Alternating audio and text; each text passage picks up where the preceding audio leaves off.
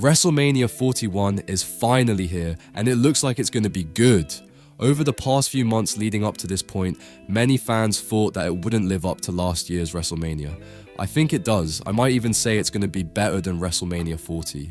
For the sake of time, I'm going to break these predictions down in two separate videos. One video for night 1 and one for night 2. Check the description below for timestamps.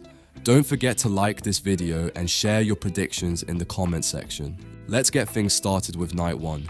First we have Hall of Famer Rey Mysterio versus the legendary luchador himself, El Grande Americano.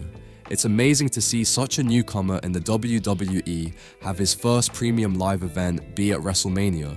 All jokes aside, this gimmick is funny to me. Some people see it as offensive, but I grew up in the Attitude Era. This is nothing. This match can go either way. El Grande Americano can win and further push this gimmick to win American-made some gold in the future. Or Rey Mysterio can win and could potentially unmask El Grande Americano to reveal Chad Gable. My prediction, I'd have to give it to El Grande Americano. The gimmick is a good one, and although Rey is a Hall of Famer, he doesn't really have such a good win to lose Rey in recent years. Next up, one of the matches I'm looking forward to the most, Jade Cargill versus Naomi. I did a more in-depth video on this match, I'll link it in the description below. As I mentioned in the video, I believe that Jade will get the win. This match has been building for months, and with the fire igniting in recent weeks with these two women attacking each other at every opportunity, it doesn't feel thrown together last minute like Rey Mysterio versus El Grande Americano. Jade's momentum will give her the win. However, I hope this isn't the end of this feud.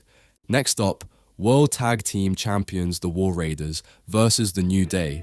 The New Day is now getting the heel spotlight they deserve after turning on Big E. After that moment, the New Day has just been getting booed out of the ring and haven't been given many opportunities. Talk about a slow burn. But with their recent actions on trying to take out the War Raiders by targeting their necks, we finally see the true heel side of the New Day. I predict the New Day becoming the new World Tag Team Champions.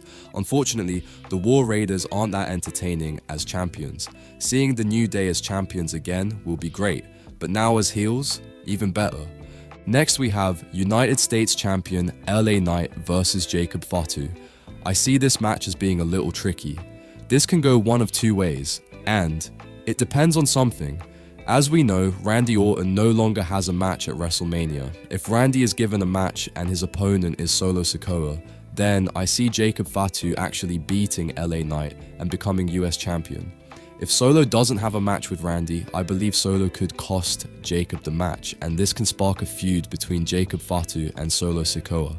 Next up, one match I am not looking forward to. WWE Women's Champion Tiffany Stratton versus Charlotte Flair. I say that because I am a Tiffany Stratton fan. I believe Tiffany has a bright future in the company because of her popularity and athleticism in the ring. Regardless of who's in the match with Tiffany, she steals the show and puts on a good match. Now, this brings me to Charlotte Flair. I never was a Charlotte fan, I just never got the hype behind her. I just saw her as Ric Flair's daughter, and that's really it. To see her return after so long and win the Royal Rumble didn't sit right with me, and clearly it didn't sit right with fans either. To have Flair come back so soon and beat Tiffany would be a huge mistake and is bad for business.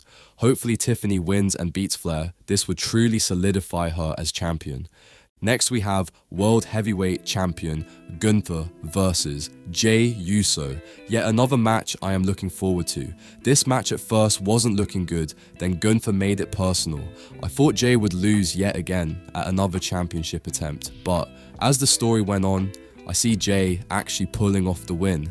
I say that because having Jey win the Royal Rumble and lose to Gunther again is a waste of a Royal Rumble. Another reason is that Jey has recently mentioned that retirement is closer than we think. He has been doing what's right for business for quite some time, and it's time he gets a little something in return. Jey held the Intercontinental Championship for less than a month. He lost it to get involved in the Bloodline Civil War. Now we have Gunther getting family involved in this feud by choking out Jimmy. Jey recently has been big on supporting family. This is a recipe for success. And finally the main event for night 1, Roman Reigns versus CM Punk versus Seth Rollins in a triple threat match. Similar to the Jade versus Naomi match, I made a separate, more in-depth video on this match. I predicted that Seth Rollins would get the win, with Paul Heyman being a deciding factor in the match, but after further thinking about it, an honorable mention would go to CM Punk. This is Punk's first WrestleMania main event, and he has lost at the Rumble and lost at the Elimination Chamber. He's been doing what's right for business, so he might just get this win. And that's it for night 1. I believe it will set the stage for night 2. And to be honest, it looks like it's going to be better than night 2, in my opinion. The only thing really saving night 2 is Cody Rhodes versus John Cena. But we'll just have to see how WrestleMania weekend goes. What are your predictions for night 1 of WrestleMania 41? Leave your thoughts in the comments below.